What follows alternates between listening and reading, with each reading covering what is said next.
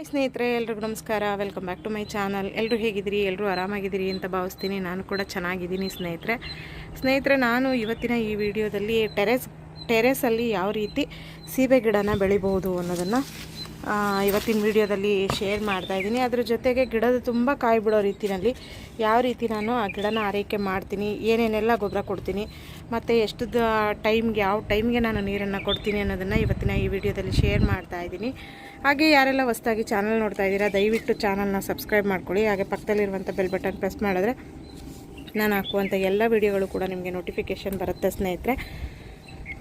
ಮತ್ತು ನಾನು ಕಳೆದ ವಿಡಿಯೋಗಳಲ್ಲಿ ತೋರಿಸಿರುವಂಥ ಪಾಟ್ ಇಡುವಂಥ ಸ್ಟ್ಯಾಂಡು, ಅದನ್ನು ಸುಮಾರು ಜನ ಲಿಂಕ್ ಕೇಳ್ತಾ ಇದ್ದೀರಾ ಸ್ನೇಹಿತರೆ. ಅದು ಲಿಂಕ್ ಹೆಂಗೆ ಶೇರ್ ಮಾಡಬೇಕು ಅನ್ನೋದು ನನಗೆ ಗೊತ್ತಾಗ್ತಾ ಇಲ್ಲ.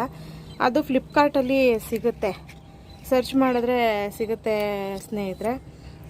ಇವತ್ತಿನ ಈ ವಿಡಿಯೋ ನಿಮಗೇನಾದರೂ ಒಂಚೂರು ಇಷ್ಟ ಆಯಿತು ಅಂತಂದರೆ ಪ್ಲೀಸ್ ಒಂದು ಲೈಕ್, ಶೇರ್, ಕಾಮೆಂಟ್ ಮಾಡಿ. ಚಾನಲ್ಗೆ ಹೊಸಬ್ರಾದರೆ ಸಬ್ಸ್ಕ್ರೈಬ್ ಮಾಡ್ಕೊಳ್ಳಿ ಅಂತ ಕೇಳ್ತಾ ಬನ್ನಿ ಇವಾಗ ವಿಡಿಯೋನ ಸ್ಟಾರ್ಟ್ ಮಾಡ್ತಾಯಿದ್ದೀನಿ. ನಾನು ನೋಡಿ ಈ ಥರದೊಂದು ಡ್ರಮ್ಮಲ್ಲಿ ನಾನು ಈ ಸೀಬೆ ಗಿಡನ ಹಾಕಿರುವಂಥದ್ದು. ಈ ಸೀಬೆ ಗಿಡ ಹಾಕಿ ನಾನು 1.5 ವರ್ಷ ಆಗ್ತಾಯಿದೆ. ಅಂದರೆ ನಾನು ಚಿಕ್ಕದೊಂದು ಪಾಟಲ್ಲಿ ಫಸ್ಟ್ ಟೈಮ್ ಹಾಕಿದ್ದಿದ್ದು. ಅದಾದಮೇಲೆ ಸ್ವಲ್ಪ ಗಿಡ ಜಾಸ್ತಿ ಎತ್ತರ ಆಗೋಕ್ಕಾಗಿತ್ತು, ಜೊತೆಗೆ ಕಾಯಿ ಸ್ವಲ್ಪ ಕಡಿಮೆ ಕೊಡ್ತಾಯಿತ್ತು. ಅಂದರೆ ಆ ಪಾಟಲ್ಲಿ ಕೆಳಗಡೆ ನಾನು ಗಿಡಗಳಿಟ್ಟಿದ್ದೀನಿ, ಆ ಪಾಟ್ಗಳಲ್ಲಿ ಹಾಕಿದ್ದಿದ್ದು ಫಸ್ಟ್ ಟೈಮು ನಾನು. ಅದಾದಮೇಲೆ ಇದನ್ನು ತೆಗೆದು ನಾನು ಇಷ್ಟು ದೊಡ್ಡ ಡ್ರಮ್ಗೆ ಹಾಕ್ಕೊಂಡಿರೋದು.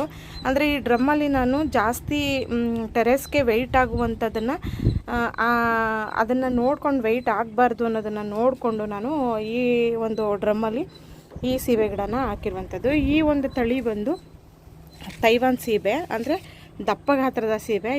ಒಂದು ಕಾಯಿ ಬಂದು ಹತ್ರ 1/4 kg ಬರುತ್ತೆ ಸ್ನೇಹಿತರೆ. ಕಾಯಿ ಕೂಡ ಅಷ್ಟೇ, ತಿನ್ನೋದಕ್ಕೆ ತುಂಬಾ ಸ್ವೀಟ್ ಆಗಿರುತ್ತೆ. ಈಗ 3 ಕಾಯಿನ ನಾನು ಹಾರ್ವೆಸ್ಟ್ ಮಾಡಿದ್ದೀನಿ, ಕಳೆದ ವಿಡಿಯೋದಲ್ಲಿ ತೋರಿಸಿದ್ದೆ ನಿಮಗೆ. ಅದಾದಮೇಲೆ ಇವತ್ತು ಒಂದು ಹಣ್ಣಾಗಿತ್ತು, ಇಲ್ಲೇ ಗಿಡಕ್ಕೆ ನೀರು ಹಾಕ್ತಾ ಹಂಗೆ ಅದನ್ನು ಕಿತ್ಕೊಂಡು ತಿಂದ್ಕೊಂಡೆ. ಸಿಕ್ಕಾಪಟ್ಟೆ ಸ್ವೀಟ್ ಇತ್ತು ಕಾಯಿ ಮಾತ್ರ.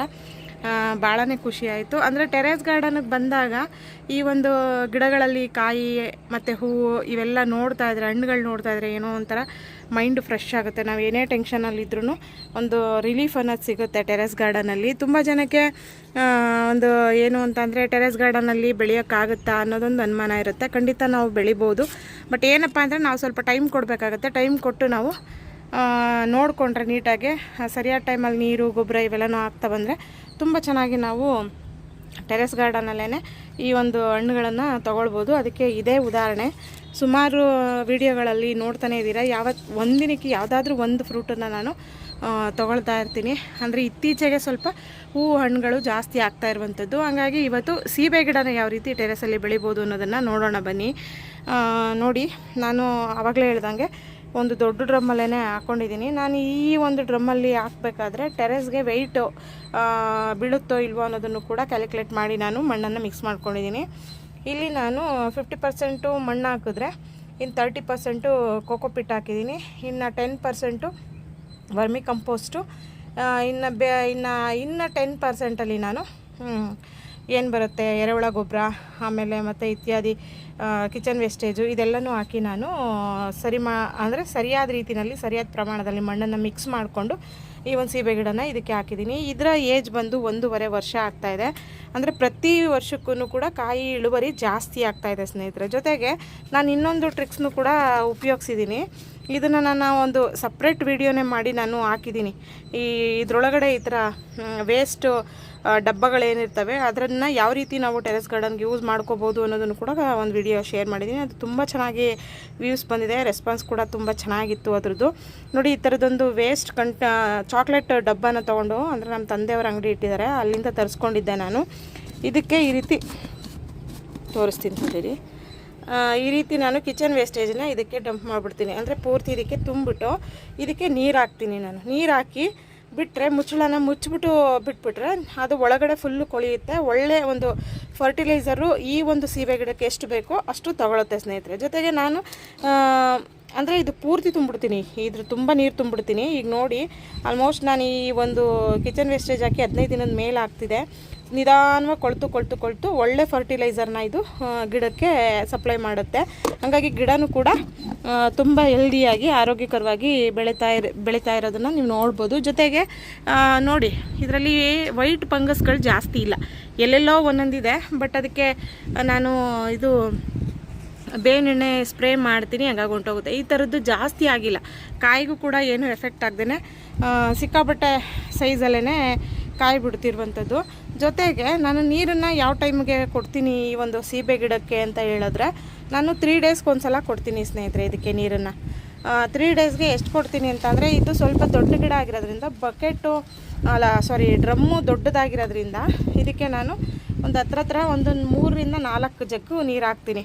ಅಂದರೆ ಇದು 3 ಡೇಸ್ ತನಕ ಇದಕ್ಕೆ ನೀರು ಕೊಡೋದಿಲ್ಲ ಅಲ್ವ ನಾನು, ಹಂಗಾಗಿ ಅದು ಮೇಂಟೈನ್ ಆಗಬೇಕು. ಜೊತೆಗೆ ನಾನು ಲಾಸ್ಟ್ ಫ್ಲೋರಲ್ಲಿ ಇದನ್ನು ಇಟ್ಟಿರೋದ್ರಿಂದ ಬಿಸಿಲು ಜಾಸ್ತಿ ಬೀಳುತ್ತೆ, ಹಂಗಾಗಿ ಸ್ವಲ್ಪ ನೀರು ಹೆಚ್ಚಿಗೆ ಕೇಳುತ್ತೆ. ಹಾಗಾಗಿ ಈಗ ಚಳಿಗಾಲ ಇರೋದು, ನೈಟು ಚಳಿ ಇರುತ್ತೆ, ಹಿಮ ಬೀಳುತ್ತೆ, ಅದ್ರ ಜೊತೆಗೆ ಬಿಸಿಲು ಕೂಡ ಜಾಸ್ತಿನೇ ಬೀಳುತ್ತೆ. ಹಂಗಾಗಿ ನಾನು ಇದಕ್ಕೆ 3 ದಿನಕ್ಕೊಂದ್ಸಲ ಇದಕ್ಕೆ ಒಂದು 4 ರಿಂದ 5 ಜಗ್ಗು ನೀರನ್ನು ನಾನು ಇದಕ್ಕೆ ಕೊಡ್ತೀನಿ. ಹಂಗೆ ಕೊಡೋದ್ರಿಂದ ಗಿಡನೂ ಕೂಡ ಹೆಲ್ದಿಯಾಗಿರುತ್ತೆ. ಜೊತೆಗೆ ಯಾವುದೇ ರೀತಿ ಬುಡ ಕೊಳೆಯೋದು ಆ ಥರದ್ದೆಲ್ಲ ಏನೂ ಆಗೋದಿಲ್ಲ. ಆಮೇಲೆ ನಾನು ಇದಕ್ಕೆ ಬೇವಿನ ಎಣ್ಣೆನ ಯಾವ ರೀತಿ ಸ್ಪ್ರೇ ಮಾಡ್ತೀನಿ ಅಂತಂದರೆ, 1 ಲೀಟ್ರಿಗೆ 5 ಡ್ರಾಪ್ಸ್ ಬೇವಿನ ಎಣ್ಣೆನ ನಾನು ಮಿಕ್ಸ್ ಮಾಡ್ಕೊತೀನಿ. ಮಿಕ್ಸ್ ಮಾಡಿಕೊಂಡು ಚೆನ್ನಾಗಿ ಅದನ್ನು ಕುಲುಕಿ ಇದನ್ನು ಸಂಜೆ ಟೈಮು ನಾನು ಸ್ಪ್ರೇ ಮಾಡ್ತೀನಿ. ಅಂದರೆ ಬೆಳಗ್ಗೆ ಟೈಮ್ ನಾನು ಸ್ಪ್ರೇ ಮಾಡೋದಿಲ್ಲ. ಬೆಳಗ್ಗೆ ಟೈಮು ಸ್ಪ್ರೇ ಮಾಡೋದ್ರಿಂದ ಏನಾಗುತ್ತೆ ಅಂತ ಅಂದರೆ, ಬಿಸಿಲು ಹೆವಿ ಬೀಳುತ್ತೆ, ಜೊತೆಗೆ ಎಲೆಗಳೆಲ್ಲ ಸುಟ್ಟೋದಂಗೆ ಆಗಿಬಿಡುತ್ತೆ.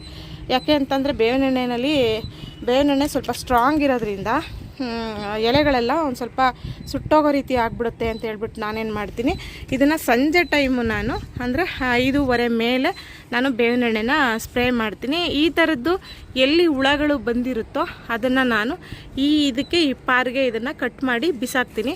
ಹಂಗಾಗಿ ಏನಾಗುತ್ತೆ ಅಂತ ಅಂದರೆ, ಜಾಸ್ತಿ ಹುಳಗಳು ಗಿಡಕ್ಕೆ ಸ್ಪ್ರೆಡ್ ಆಗೋದಿಲ್ಲ. ಈಗ ನೋಡಿ, ಇಡೀ ಗಿಡದಲ್ಲಿ ಇದೊಂದೇ ಕಡೆ ಇದು ಬಂದಿರೋದು. ಅಂದರೆ ಇದಕ್ಕೆ ನಾನು ಬೇವಿನ ಎಣ್ಣೆ ಹೊಡೆದು ಸುಮಾರಾಗಲೇ 15 ದಿನದ ಮೇಲೆ ಆಗಿದೆ. ಈಗ ನಾನು ನೆಕ್ಸ್ಟು ಇದಕ್ಕೆ ಇವತ್ತು ಮಿಕ್ಸ್ ಮಾಡಿಟ್ಟಿದ್ದೀನಿ, ನಾನು ಬೇವಿನ ಎಣ್ಣೆನ ಸ್ಪ್ರೇ ಮಾಡಬೇಕು.